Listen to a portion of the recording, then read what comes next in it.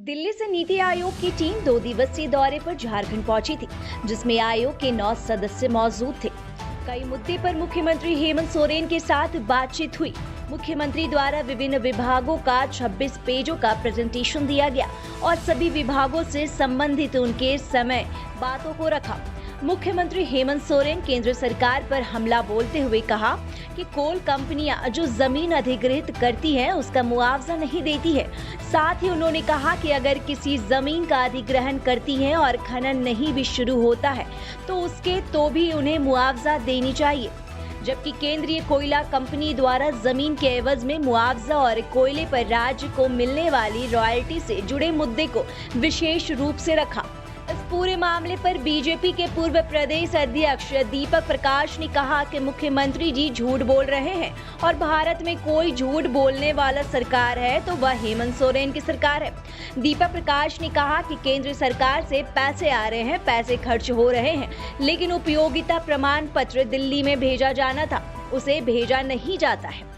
राज्य के जो मुख्यमंत्री हेमंत सोरेन जी हैं, वह झूठ बोलने में, जनता को भ्रमित करके शासन करने में माहिर हैं।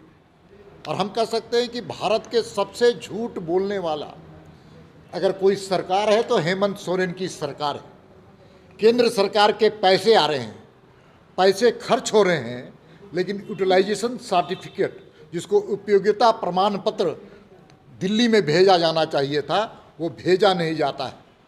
पैसे खर्च हो रहे हैं और पैसे कहाँ जा रहे हैं वो सरकारी अफसरों के घर में जब छापे पड़ते हैं तब पता चलता है कि जनता की गाड़ी कमाई, केंद्र के पैसे को किस प्रकार से ये राज्य में लूटपाट हो रहा है।